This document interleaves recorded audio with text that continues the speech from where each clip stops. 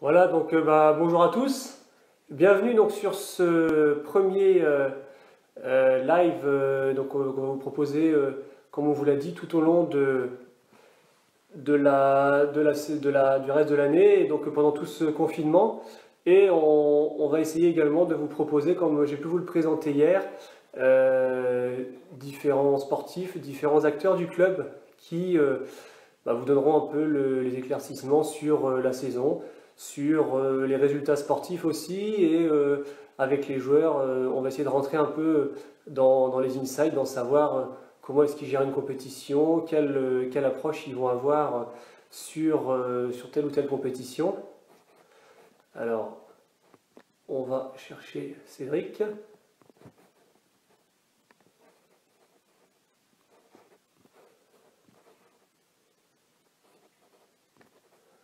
Hop.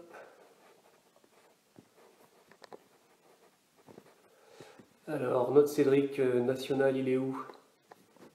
Il se cache.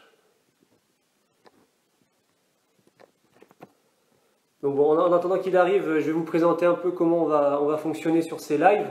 Donc là, dans un premier temps, ce qu'on va faire, c'est qu'on va revenir avec Cédric sur un peu sa saison au sein du club, sur aussi les différentes façons qu'il a d'aborder les compétitions, sur sa vie au sein du club. Donc ça, on va essayer, on va voir hein, sur la première série comment ça va se passer, mais on a tablé sur à peu près 20-25 minutes. Et puis en fonction de ça, après, on vous laissera la parole pour lui poser des questions, pour savoir un peu ce que vous aussi vous voulez connaître d'un champion comme Cédric. Donc, on va attendre qu'il nous rejoigne. Hop, le voici.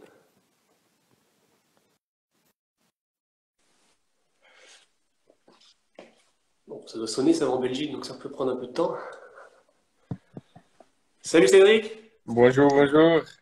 Ça va, Farid? Bienvenue sur ce premier live. Bon, comme tu vois, j'ai fait honneur à ton pays. Hein. Je ne sais pas si tu reconnais ce maillot ou pas. C'est un peu avant mon temps, je pense. Ah, c'est qui? Hein?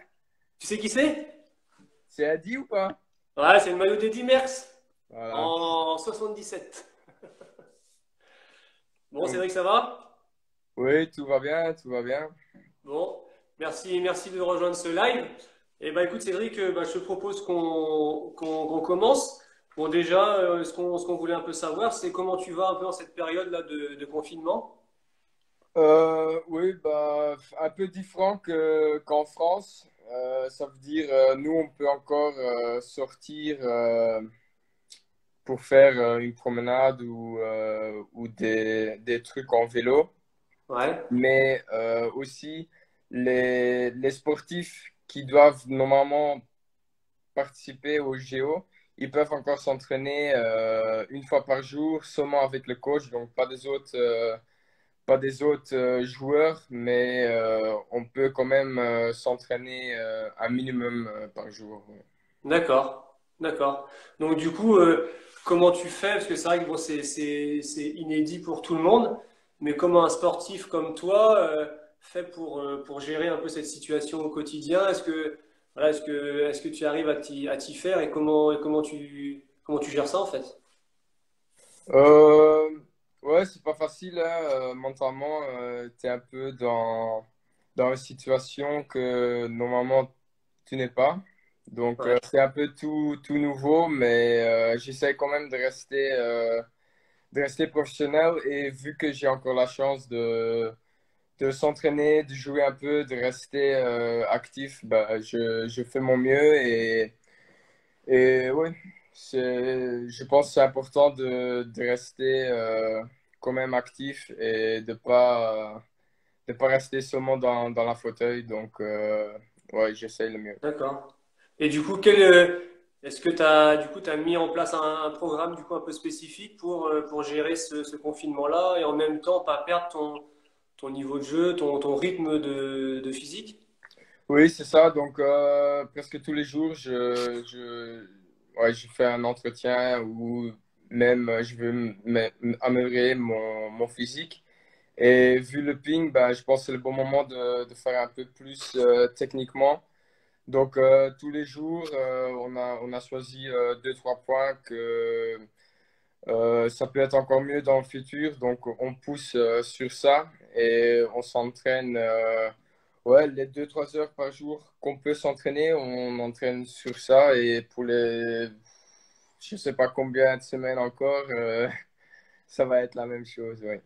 Parce que je crois que je crois savoir que t'as un préparateur physique, donc j'imagine que lui aussi t'a épaulé à ce niveau-là pour mettre en place peut-être des types d'exercices un peu particuliers pour cette période, ou alors c'est vraiment tu fais le programme de d'habitude, mais peut-être plus intensivement ou. Oui, bah, quand il n'y a pas de compète, comme, comme la vacance scolaire où tu as vraiment beaucoup de semaines où tu peux t'entraîner à fond, bah, c'est un peu le planning maximum. C'est ce que je fais aussi maintenant. J'ai un peu de chance aussi que ici à la maison, j'ai créé un fitness. Donc D'accord. j'ai tous les attributs pour les faire. Donc pour moi, voilà, je suis plus à la maison, mais je peux quand même m'entraîner comme je veux. Et après, tu venais de dire là, effectivement, on sait évidemment aujourd'hui pas combien de temps ça va durer, mais tu imagines déjà si là, la tendance, si ça dure dans le temps, est-ce que tu changeras de programme ou alors est-ce que tu sais déjà là, que tu as un programme qui peut tenir sur plusieurs semaines? Euh, Bah, je pense le planning qui est sur place pour le moment, je pense je peux le faire encore deux, trois semaines, mais bon, comme je dis, mentalement, c'est pas facile vu que tu joues tout le temps Ouais. contre la même. Ok, tu peux faire les paniers, des exos différents, mais à un Mais moment, t'as pas ce goût-là de la compétition et non, de. Ouais. non, pas du tout. Donc, ouais, c'est un stress différent. Je veux dire, il y a quand même une grosse partie du stress qui est partie. C'est peut-être à cause des matchs, l'adrénaline. Donc, c'est un peu bizarre, le sentiment pour le moment. Oui. D'accord.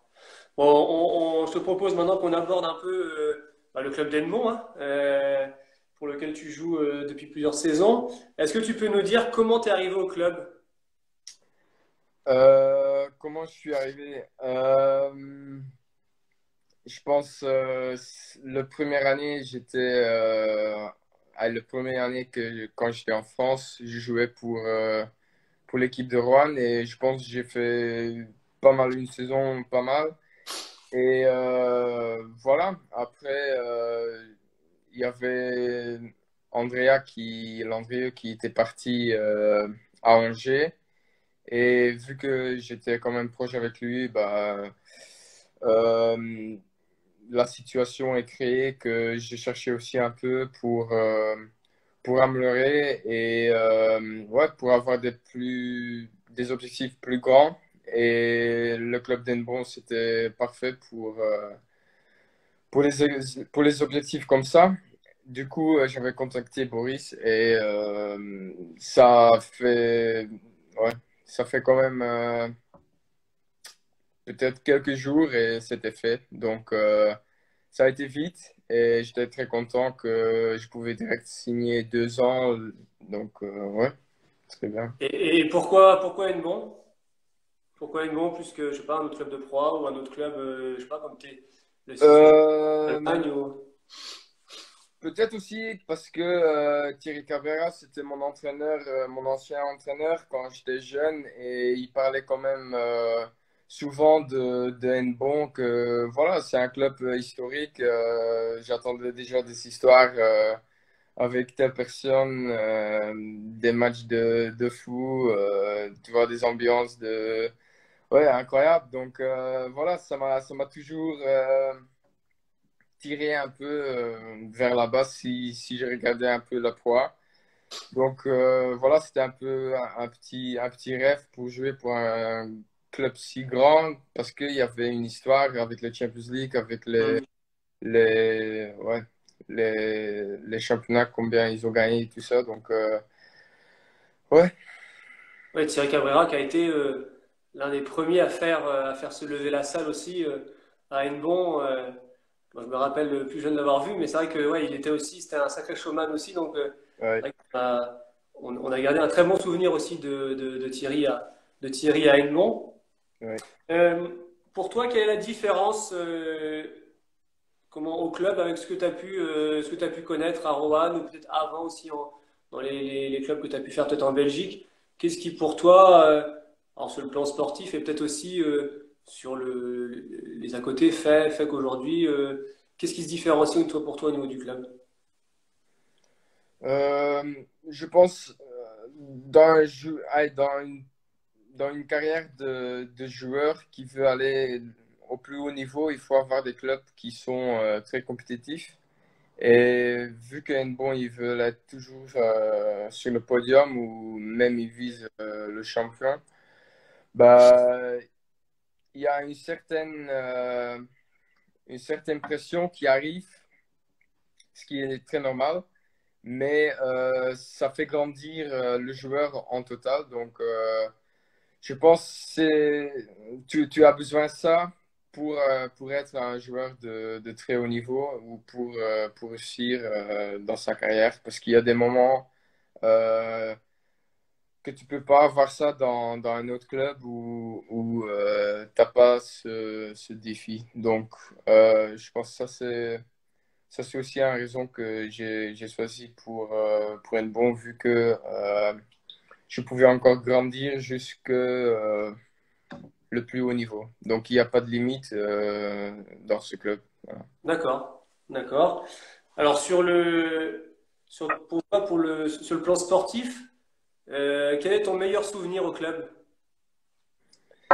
Euh, je pense que c'est quand tu es champion en Attitude Cup avec, je pense, pour mes 4 ans, quand j'étais à Hennebont, la plus belle équipe pour moi, personnellement.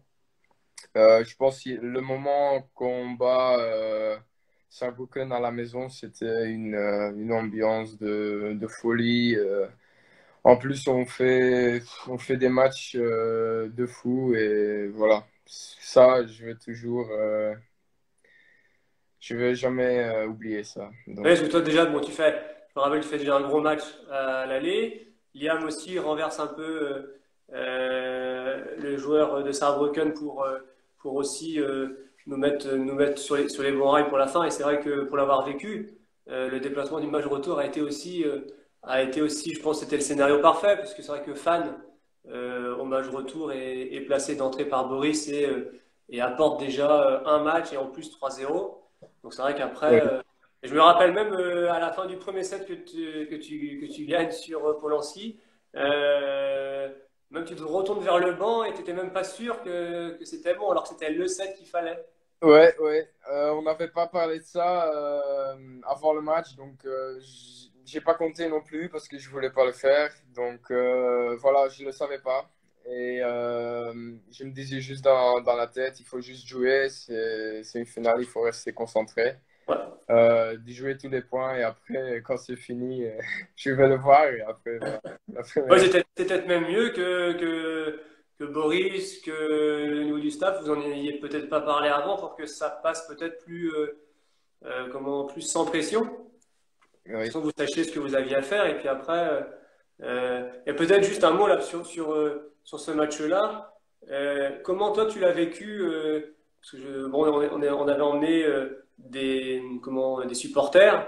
Moi, je sais qu'on est parti, on était une centaine au total.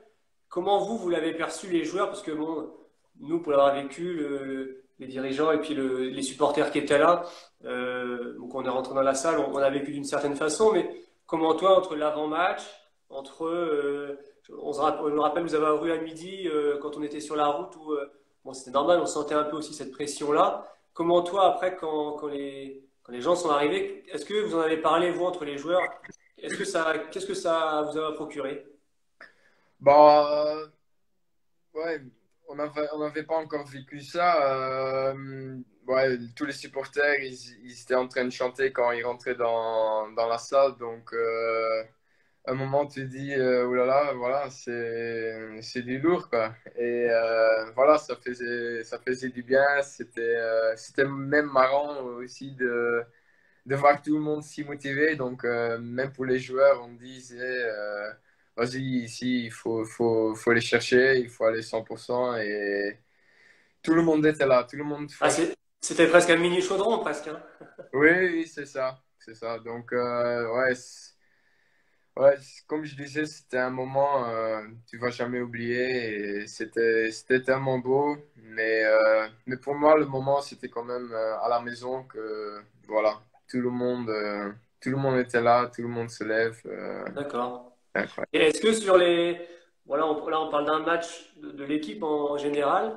Est-ce que toi, tu as un match ou toi en particulier, celui-là ou un autre, sur les 4 années depuis que tu es là, où il y a vraiment un match où tu t'es, comment je dirais pas, où tu t'es transcendé, mais parce que tu t'es investi pleinement dans l'équipe, mais est-ce qu'il y a un match qui pour toi a un goût particulier, un match que toi tu as joué? Comment tu veux dire que... Sur un adversaire, sur un match, peut-être celui-là, où je me rappelle par exemple à Lisbonne, le match que tu fais, comment au match aller, où tu es mené 2-0, tu reviens, où là tu fais preuve d'une grosse forte mentale, tu reviens dans le match, tu arrives à le gagner, ça fait la différence, puisque aussi ça a compté pour le retour. Est-ce que c'est un match comme ça par exemple, ou est-ce que t'en as un autre? Oui, bien sûr, bah, ce match, je pense, dans cette année, quand on a fait cette équipe, je pense que c'était le match le plus dur physiquement et mentalement. Ouais, c'est vrai, c'était la demi-finale en Coupe Au d'Europe, Sporting, ouais. ouais, au Sporting. C'était vraiment, vraiment dur, mais on n'a pas lâché. Tout le monde était derrière, même quand c'était 2-0 pour l'autre. Franchement, même aujourd'hui, je sais pas comment j'ai encore gagné ce match-là. C'est à cause tout le monde, que tout le monde sur le banc, tu le sentais que on voulait tellement gagner un titre au moins, Hmm. parce qu'on était encore en route pour le championnat en France aussi. Euh, donc voilà, tout le monde faisait le 100% et à 2-2, je voulais vraiment pas que je perdais ce point parce que, comme tu disais, on devait encore jouer à Eindhoven et je pense si on gagne à Sporting, c'est sûr qu'on gagnera à Eindhoven. Donc Hmm. c'est ce qui se passait. Et au niveau international, est-ce que tu as un match en particulier qui t'a marqué sur un Pro Tour, sur un championnat? Bah, c'est dur de dire un match. Il y a tellement de matchs où tu dis c'était incroyable. Peut-être le match contre Calderano quand j'avais joué le 16e de finale de l'Open de Qatar. C'était peut-être mon meilleur match ou mon meilleure performance sur le circuit parce qu'il était quand même numéro 6 mondial. Ouais. Et après, ouais, je pense mon tournoi aux Jeux européens à Minsk, c'était quand même une très belle expérience aussi avec ma quart de finale. Donc, D'accord. Euh, Est-ce que si on revient un peu sur la proie, tu peux nous expliquer comment tu prépares un match de proie? Parce que vous arrivez quelques jours avant. Est-ce que tu as une routine particulière pour un match de proie? oui, souvent le jour d'avant, le matin, on part où on doit y aller et après, le soir où on s'entraîne encore si tout le monde sent qu'on doit encore jouer ou voilà, il y avait un pro tour ou voilà, vu la situation. On regarde un peu comment on nous sent.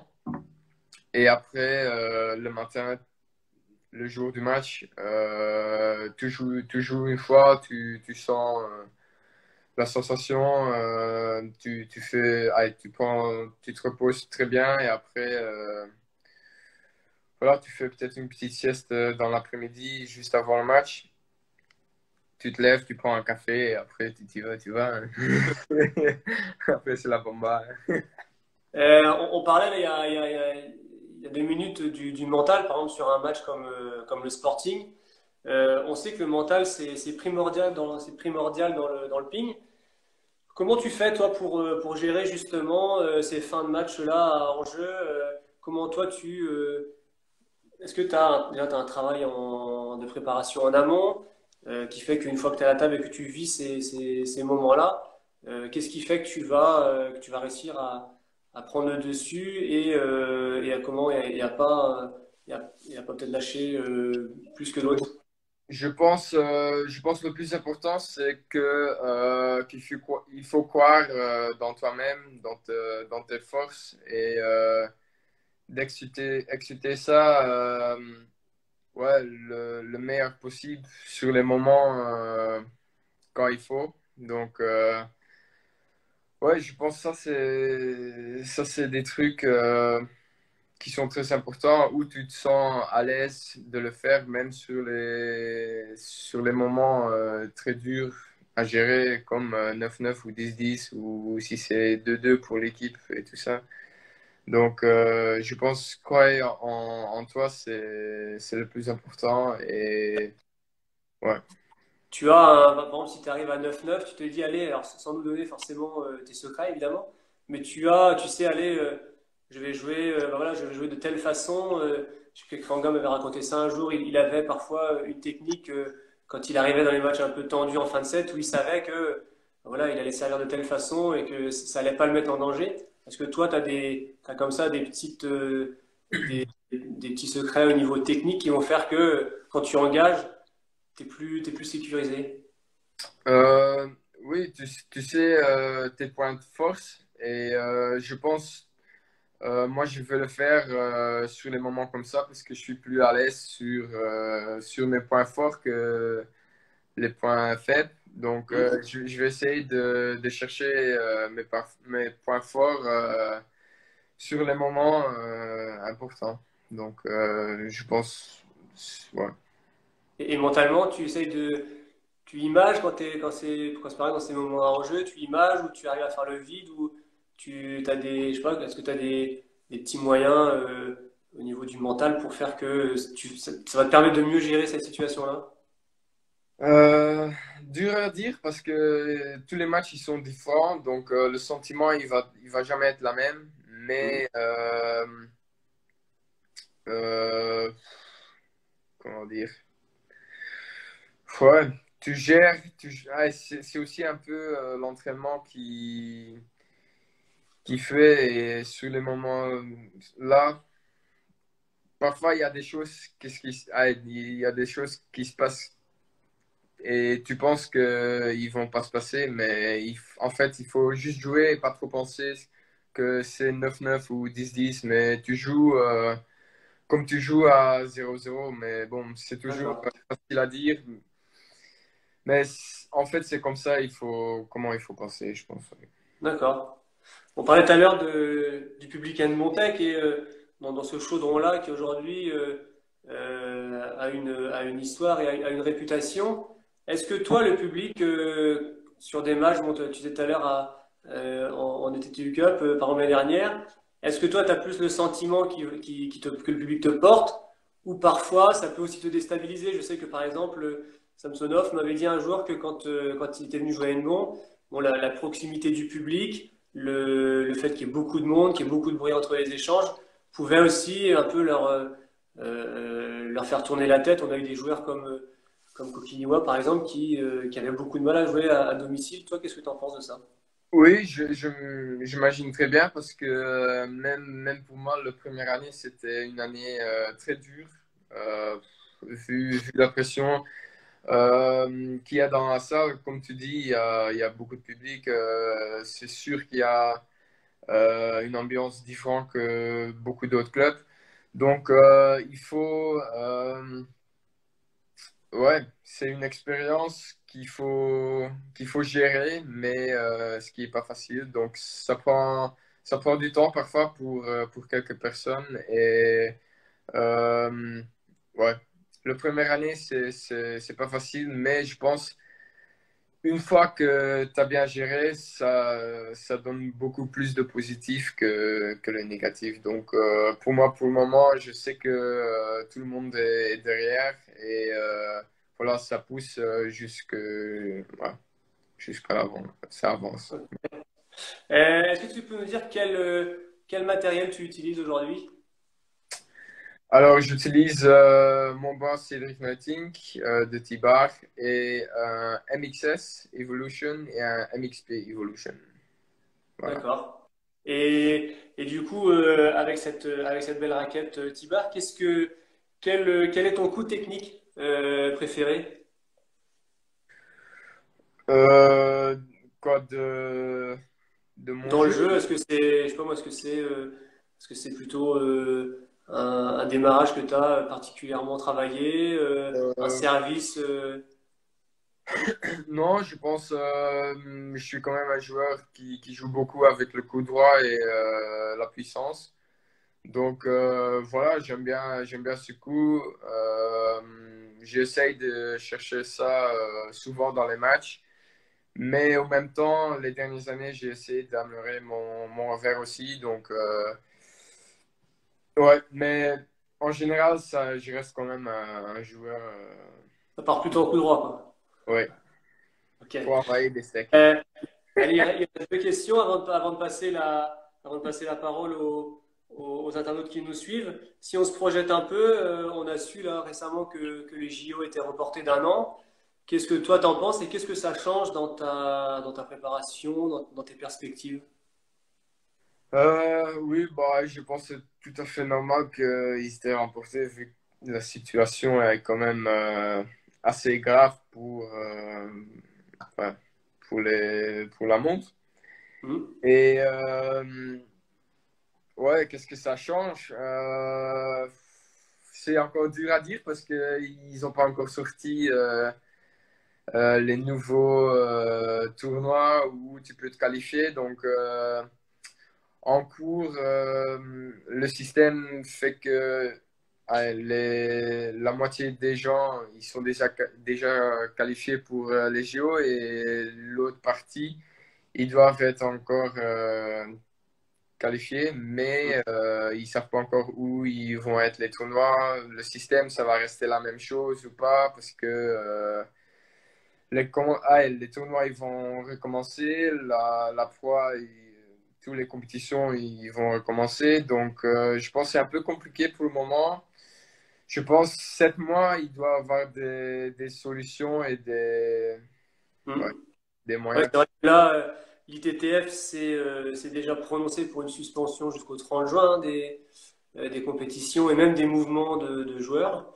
C'est vrai que la Pro A, on sait pas encore ce que ça va donner, mais est-ce que tu arrives malgré tout à te projeter dans les mois qui viennent? Est-ce que tu sais, bon, je sais que c'est difficile peut-être à concevoir, mais bon, ça va évidemment dépendre de la période à laquelle reprendront les compétitions, mais est-ce que déjà là, tu te dis, bon, au 30 juin, il faut que je sois prêt pour si éventuellement on a un calendrier peut-être au mois de mai ou début juin annonçant certaines compétitions, que tu puisses être voilà, compétitif dès la reprise? Oui, bah, c'est ce que je me mets aussi un peu dans la tête maintenant que voilà, je m'entraîne pour les périodes après. Ils ont mis le championnat du monde fin septembre, donc je pense que c'est un peu tôt. C'est pas encore 100% qu'ils vont le faire fin septembre.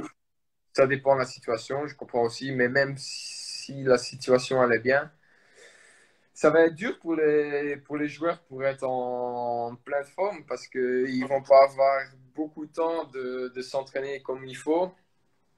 Et ils vont avoir certains pays qui doivent, qui peuvent s'entraîner. Il y a quelques pays qui peuvent pas, vu la situation en Asie. Je pense que ça recommence à s'entraîner un peu. Normal, ça recommence.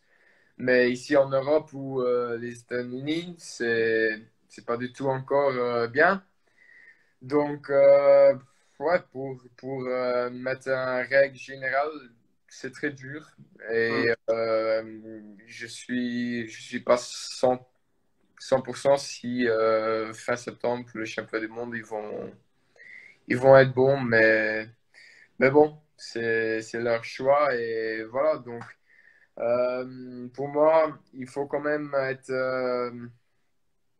être quand même prêt dans la tête que les compétitions, ça recommence en septembre et voilà, je prépare pour cette date-là. Mais on verra parce que avec la situation, tu sais pas. Alors, on va voir comment ça évolue. Ok, et ben écoute, maintenant, je te propose qu'on laisse la parole aux internautes. Donc, bah, je les invite bah, à poster leurs questions bah, sur le flux d'actualité, pardon. Je sais pas si on en a ou pas là.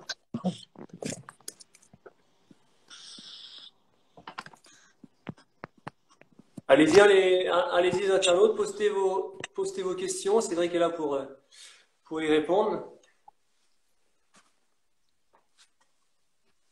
Comment Ouais, ça en va? attendant peut-être qu'on Très ouais, bien. comment ça va? En attendant qu'on en ait une, peut-être, est-ce que tu peux nous dire un mot sur la saison prochaine, sur l'équipe voilà, bah tiens, tu vois, la GIV, très bonne question. Tu penses quoi des recrutements de la GVHTT? Je pense que c'est des bons recrues, vu malgré que Sheng Peng et Quentin ils partent, parce que j'ai vécu quand même des moments incroyables avec eux. Surtout, Mhm. j'étais un peu plus proche avec Quentin, parce qu'on a quand même le même âge et ouais, on a vécu beaucoup de moments ensemble qui étaient agréables. Donc, voilà, mais les nouveaux recrues, je ne le connaissais pas très bien personnellement, mais c'est des joueurs qui sont bien et je pense on peut faire des beaux trucs l'année prochaine et euh, c'est toujours dur de dire où on va terminer, mais comme un bon, chaque année, on vise le podium. Donc après, on ne sait pas quelle place. D'accord. Alors, Débout qui demande, alors déjà, salut mec, déjà comment ça va? Tu supportes le confinement? Dis, tu te rappelles de ta victoire au Master d'Ostende, à quel point j'étais derrière toi?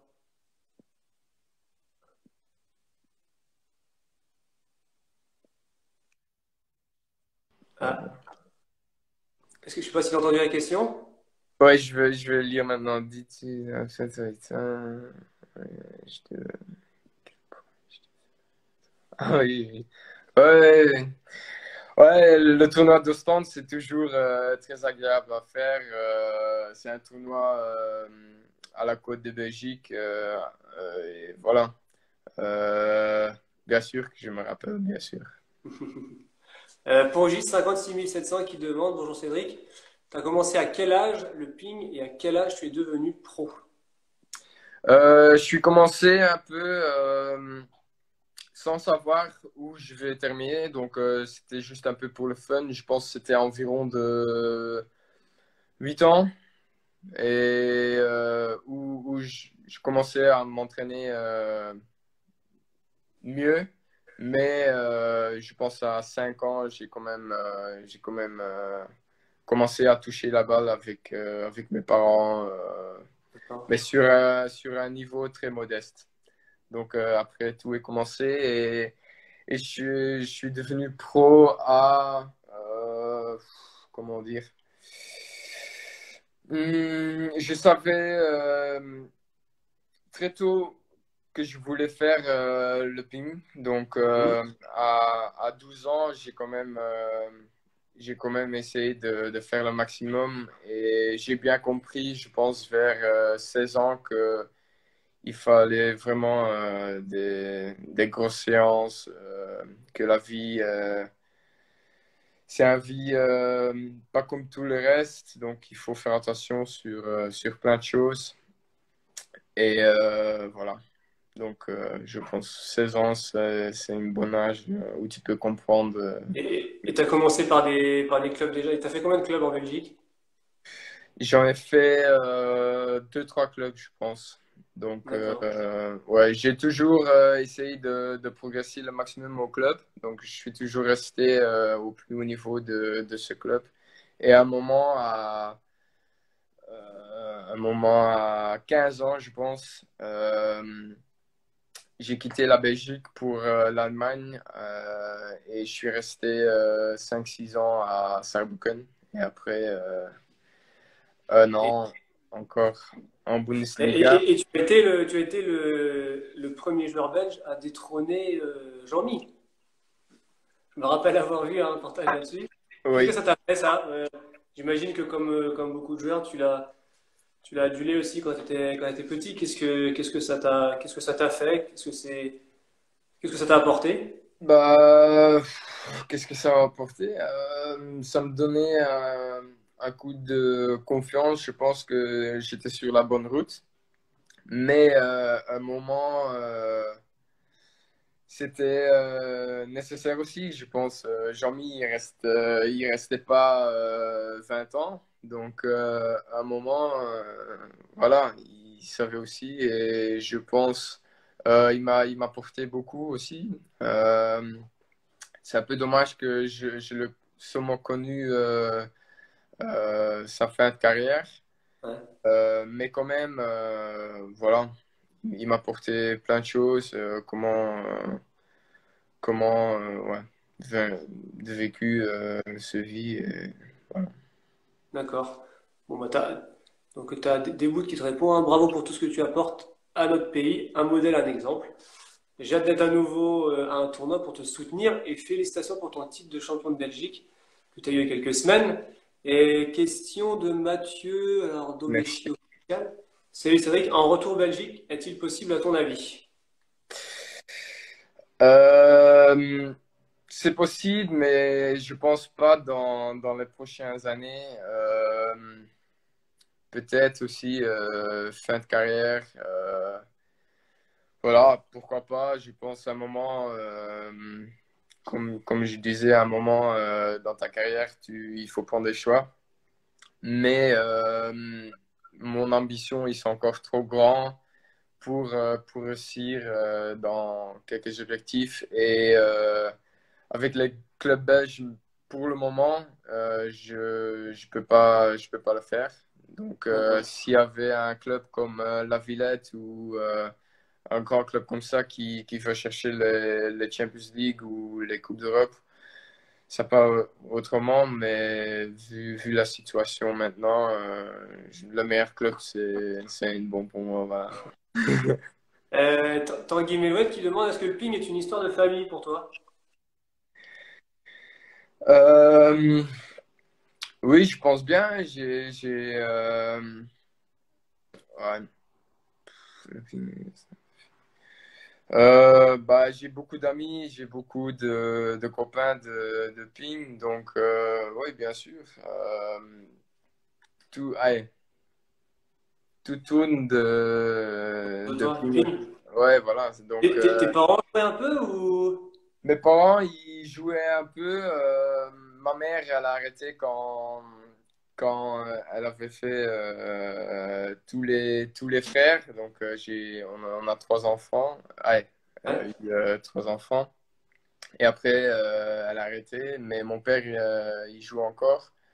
Mais comme je disais, à un niveau très modeste, juste pour le fun et voilà, juste comme ça, Hmm. pour le plaisir. D'accord. Jérémy Boutin qui demande salut Cédric, j'espère que tu vas bien. En règle générale, par semaine, comment tu répartis le travail physique et technique? Euh,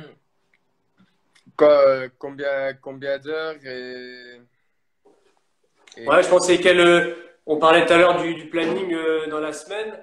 Est-ce que je sais pas, est-ce que tu fais 70% à la table, 30% de physique, ou est-ce que c'est euh, équilibré? euh, ça dépend les périodes aussi, mais en général, je pense euh, tous les jours 40 minutes de panier pour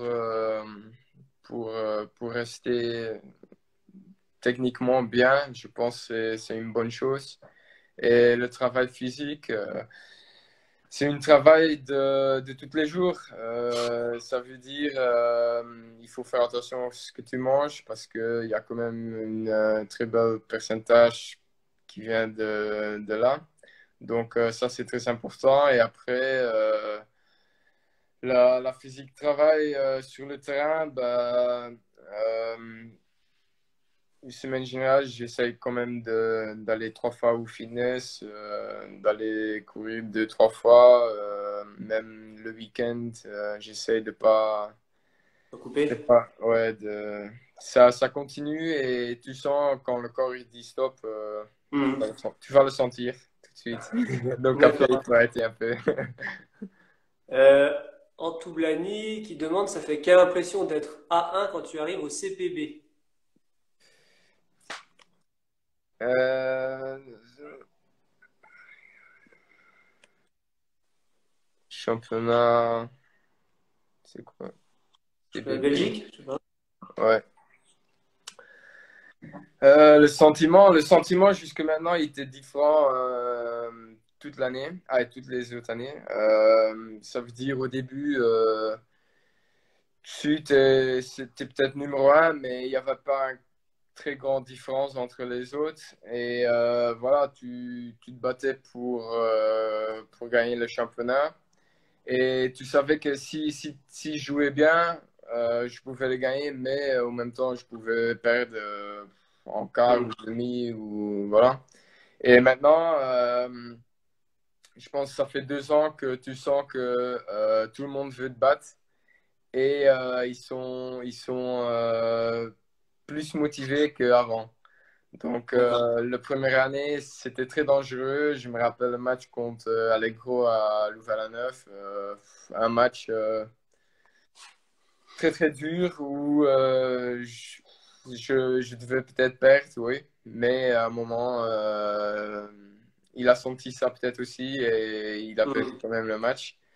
Donc voilà, c'est des expériences que je prends avec et vu la situation, ça va rester peut-être encore où moi je veux que la situation reste comme ça encore parce que je travaille aussi, je Pour travaille ça. aussi pour ça, oui, exactement. Donc ouais, voilà, c'est comme ça. D'accord. Alors, Medrich Guibou, vous nous excuserez si on écorche un peu, mais salut Cédric, ton meilleur partenaire pour toi, avec qui tu as joué ou tu aimerais jouer? Partenaire de double ou partenaire de l'équipe? Ah, je pense que c'est de double, ouais. Le double. Je pense franchement le double actuel avec Dijas, Hmm. je pense qu'on joue quand même à un niveau en général très bien. Et aussi, personnellement, et vu la situation entre les deux, ça se passe très bien. Donc, ouais, pour le Parce que moment, vous brillez quand même régulièrement au niveau des Pro Tours. Vous avez fait quoi? Vous avez fait finale là, il y a quelques semaines. oui, Euh, ouais, c'est ça. On a fait déjà quelques finales, on a déjà fait quelques Au Qatar demi-finales. notamment.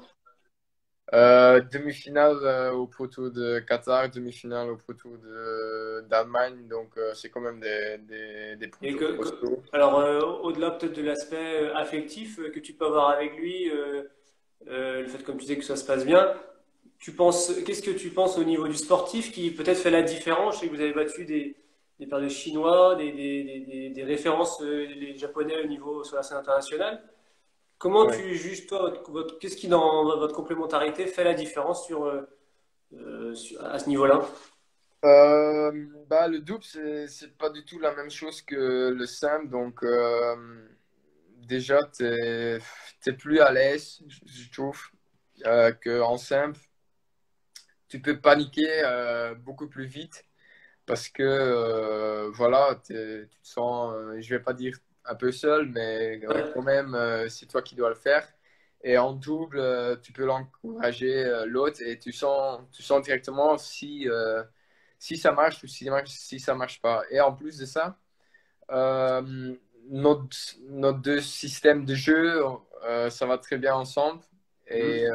on a encore des trucs à progresser, mais les choses comme service, premier balle et le retour de service, je pense qu'on fait tous les deux très bien et voilà, c'est ça qui fait un bon double. Alors peut-être pour préciser, parce que il a précisé son propos, il a mis les deux. Donc est-ce que avec qui tu aimerais jouer peut-être aussi en équipe, en club, maintenant que tu as pu nous dire en double, est-ce qu'il y a un joueur avec lequel un jour tu t'es dit ouais tiens j'aimerais bien faire une saison avec lui dans un club Euh,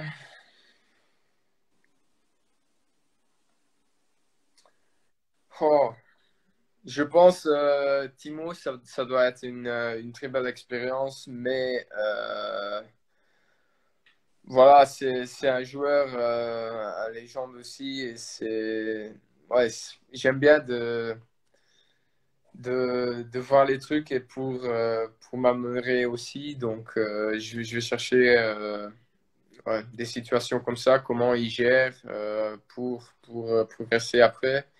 Mais je pense un mec comme Liam Pitchford, c'est peut-être le mec où j'ai plus envie de jouer ensemble. Ou bah, à Eindhoven, j'ai joué 2 ans avec lui et franchement, c'est un mec qui est très bien et c'est aussi à cause de lui que l'équipe a fait des choses incroyables. Et voilà, si un jour je peux rejouer avec lui dans la même équipe, je serais très content. Oui. peut-être avec nous, on verra bien. Ouais.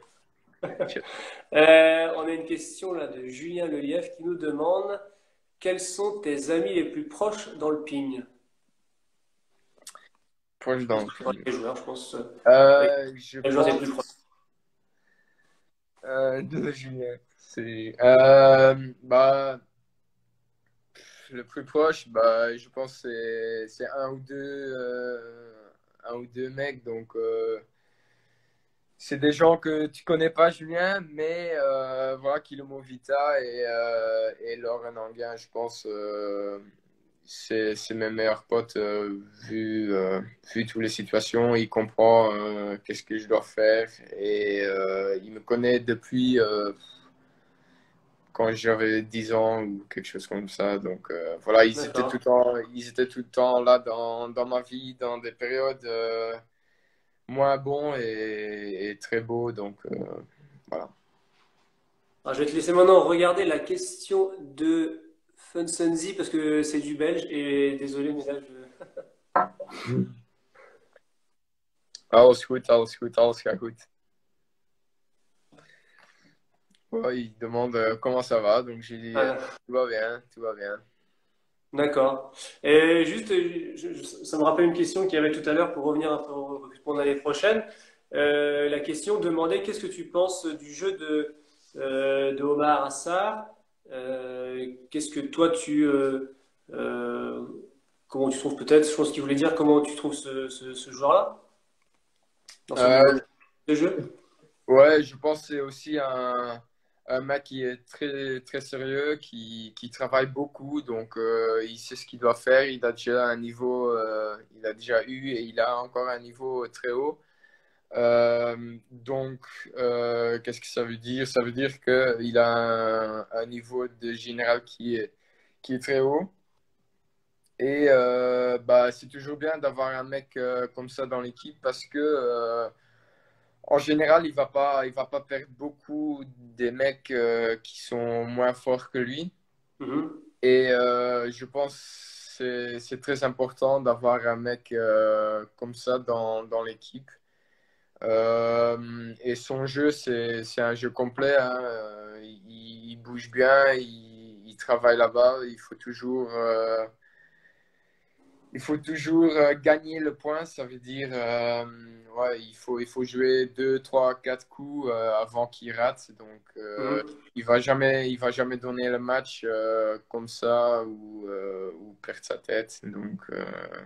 Ouais, rappelons qu'il a été, de mémoire, je crois qu'il a été numéro 16 mondial. Donc, comme tu dis, je pense qu'il a, oui, effectivement, et même en étant à Düsseldorf, il a cette rigueur-là, qui on l'espère, bah, pourra aussi nous apporter beaucoup. Euh, alors, Alors du coup, une question de Juju qui dit que penses-tu de Lint maintenant, son niveau de jeu actuel et en devenir? Lint qui sera donc le joueur danois, qui a 21 ans et qui sera notre deuxième recrue l'année prochaine. Oui, c'est un jeune espoir, je pense. Il joue à un niveau, il peut avoir un niveau incroyable. C'est un talent. euh, il touche vraiment bien. Il touche vraiment bien la balle. J'ai joué quelques fois contre lui. Euh, la seule chose qui fait encore pas très bien, c'est le parti de mental. Donc la question, ça serait là et pas sur le jeu techniquement ou physiquement, parce que là, il est très fort. Mais vu son âge, il commence à comprendre mieux et ça se voit direct sur le circuit. Il fait des matchs incroyables et de plus en plus, il est vraiment, il se rapproche vraiment dans le top 50. Donc, si je dois dire un numéro, dans les prochains 2 ans, je pense qu'il va être sûrement dans le top 50 ou environ Et là-bas. peut-être que là, justement, tu parlais tout à l'heure de l'expérience de Omar Assar du niveau international. Peut-être qu'aussi, en complément, et toi, puisque tu es dans la Maison Bleue là, depuis déjà quelques années, je pense que aussi ce sera intéressant de voir comment il va pouvoir évoluer avec vous deux, avec Sam. Vous allez pouvoir aussi Ouais. l'aiguiller sur cette gestion aussi, comme on parlait tout à l'heure du mental. Toi, parce que tu connais déjà le club, ses spécificités. Et puis après aussi, peut-être Assar avec un œil peut-être plus neuf sur le club, mais en tout cas, une certaine expérience du haut niveau. Oui, je pense aussi, je vais essayer quand même de le guider le mieux possible pour l'équipe et pour lui. Ouais, c'est une partie très importante et il va le voir direct quand il va arriver à une banque. Voilà. Que, D'accord. Alors, Brian Limbourg qui demande, salut Cédric, félicitations encore pour ton championnat de Belgique. Quelle est pour toi la plus belle perf de ta carrière? Bis de Bruxelles. euh, ouais, comme je disais, une question pas facile. Je pense au niveau de l'émotion, je pense que c'est le match contre Francesca à Eindhoven au final de l'Attitude Cup. Ouais. Et au terme de classement, je pense que c'est contre Calderano à Qatar. Voilà. D'accord. C'est quand même le Euh, plus haut pour le moment. une question qui demande que penses-tu du niveau de jeu de Sam Walker, donc qui est l'autre joueur qu'on aura, on va essayer d'avoir prochainement aussi pour nos internautes. Oui. Bah, comme je disais, la première année à Eindhoven, c'est toujours un peu plus dur. Il n'a pas joué ce niveau qu'ils doivent jouer, je pense. Donc, voilà, il a le niveau d'être top 100 au moins. Et après, c'est à lui de travailler peut-être un peu plus pour prouver qu'il se rapproche aussi dans les 50. Mais, c'est à lui de prouver ça et on va voir ça l'année prochaine. Mais il a au moins les qualités pour aller jusque là-bas. D'accord. Greg Pitot qui demande, salut Cédric, penses-tu revenir un jour dans un club belge? Et si oui, lequel? Même si tu as plus ou moins répondu tout à l'heure, mais là, peut-être tu vas devoir te mouiller un peu plus pour donner un Oui. club de...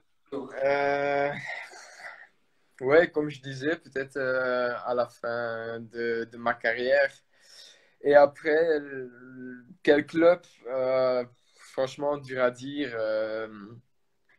Pour le moment, ça change tellement vite en Belgique que voilà, le club où j'étais quand j'ai quitté la Belgique, elle est plus là. C'était Knal Deinze. Donc voilà, je sais pas quel club vraiment que je dois choisir. Non.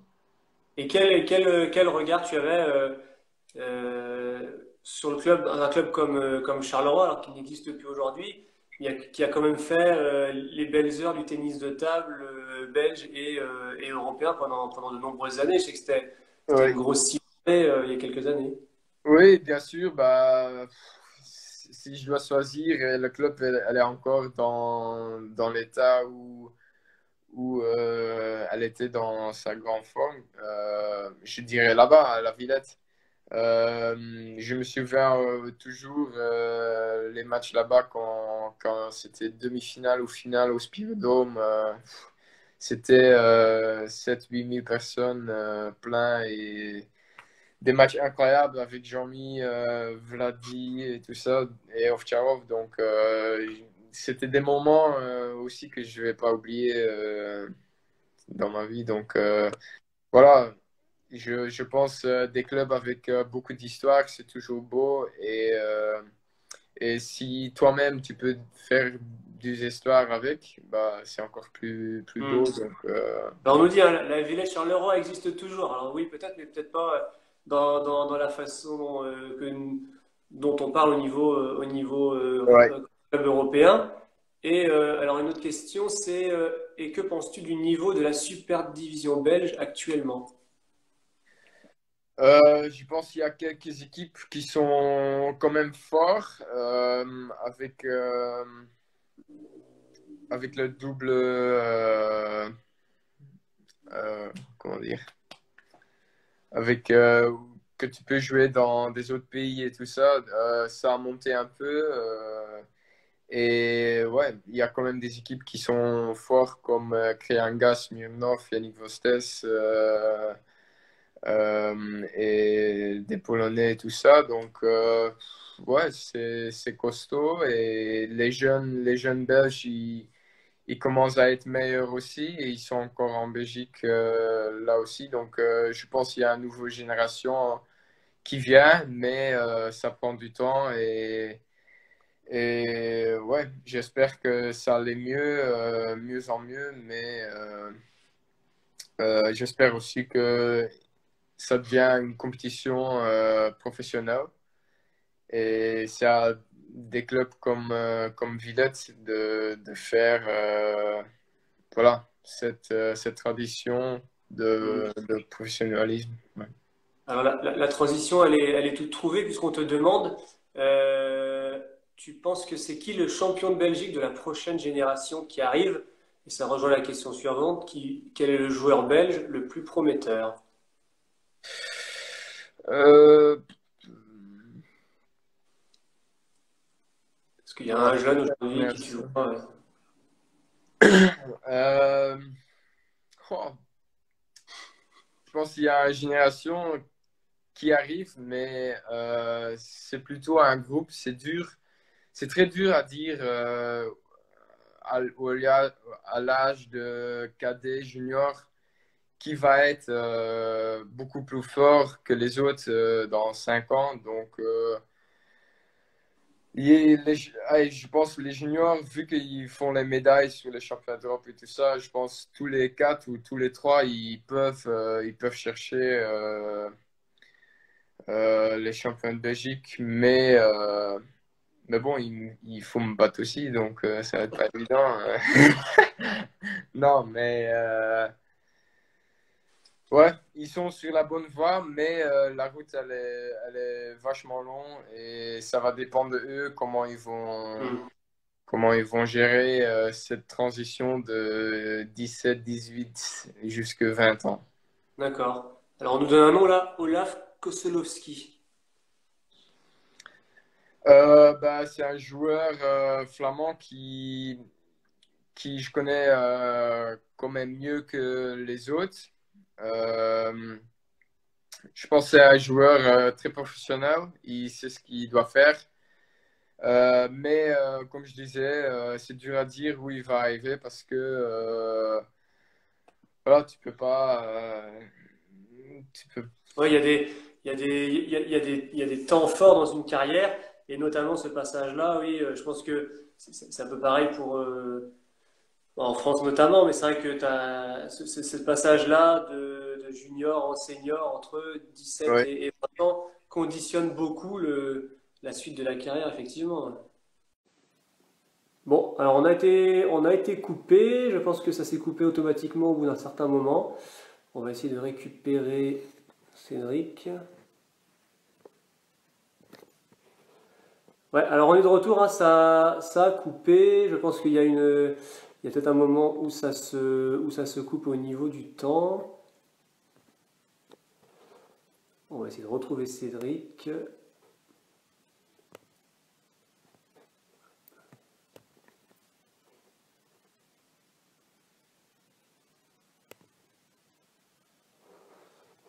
Hop.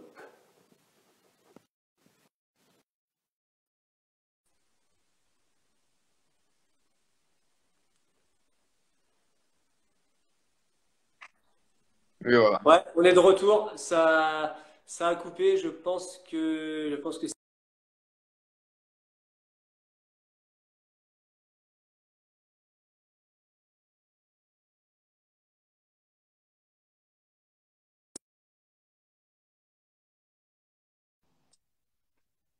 Ah, je pense que ça s'est coupé au bout d'un moment. Je sais pas depuis combien de temps on est en live. Oui, ouais, donc on parlait des jeunes. Donc oui, voilà, aujourd'hui tu peux pas.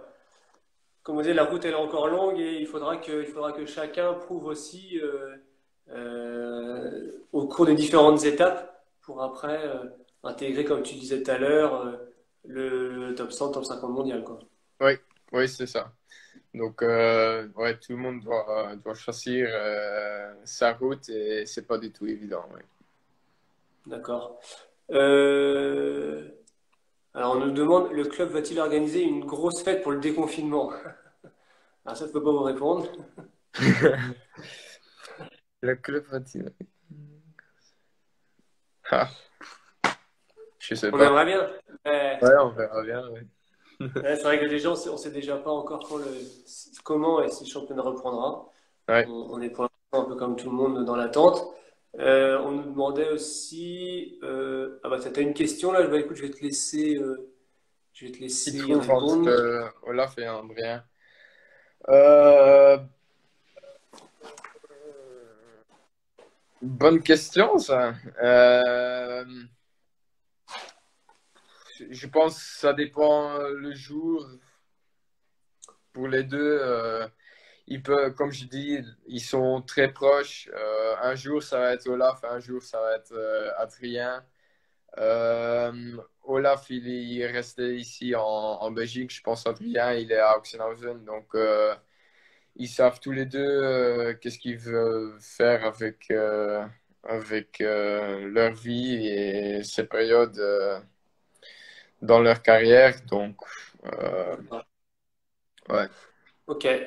Bon, et peut-être une dernière question pour te laisser peut-être à ta séance. Peut-être sur l'après, où on te demande qu'est-ce que tu penses faire après ta carrière pro, même si c'est pas pour tout de suite. Euh, en fait, carrière pro. Euh, je me vois comme entraîneur quand même. J'aime bien le ping, j'aime bien être dans la salle, donc je veux bien donner ouais, tous les trucs que j'ai appris dans ma carrière, je veux donner aussi aux autres joueurs et les faire jouer mieux. Donc, ouais, pourquoi pas cela. Et sinon, je pense, je vais commencer un business de moi-même. Je sais pas encore quoi, mais voilà. Ok. Bon, bah écoute, Cédric, je te remercie pour cette heure passée ensemble. On essaiera comme ça tout au long de la saison aussi. Alors peut-être là, d'ici, on va voir comment ça fonctionne d'ici la fin de saison. Mais sur l'année prochaine aussi, peut-être on se donnera régulièrement rendez-vous dans l'année pour faire des points avec toi sur peut-être aussi notamment à l'approche à l'approche comment des JO, sur peut-être là qu'on sera plus concret pour qu'on puisse aussi, toi, nous dire, bah voilà, est-ce que le travail que tu nous as présenté aujourd'hui a payé? Et puis voir aussi comment ça évoluera avec Edmond, avec Omar, avec Anders et Sam. Donc, Oui, bah, Cédric, je te remercie. merci Je à te toi. souhaite bah, bon courage pour la fin du confinement. Et Oui, puis j'espère qu'on se reverra bientôt à Hennebont, dans le chaudron oui, oui. pour de nouvelles aventures et un climat beaucoup plus sympa. Et J'espère puis après, bah, aussi. je vous Oui. donne rendez-vous la semaine prochaine. Restez bien sur les réseaux puisqu'on vous donnera le prochain invité et également l'heure du rendez-vous. Donc bah, écoutez, c'était une première. J'espère que ça vous a plu. Et puis bah, sinon, je vous dis à la semaine prochaine. Et puis Cédric, bah, je te laisse le mot de la fin. Ok. Bon, merci à tout le monde et j'espère que c'était bien. Vas-y, la prochaine fois, je pense ils vont avoir des autres. Donc, si vous avez encore des questions pour après, ne l'oublie pas et tu peux les demander la prochaine fois. Merci à vous, Cédric. Au À revoir. bientôt. Bien. Ciao, ciao. Et surtout, restez chez vous. À Ouais, bientôt. exact.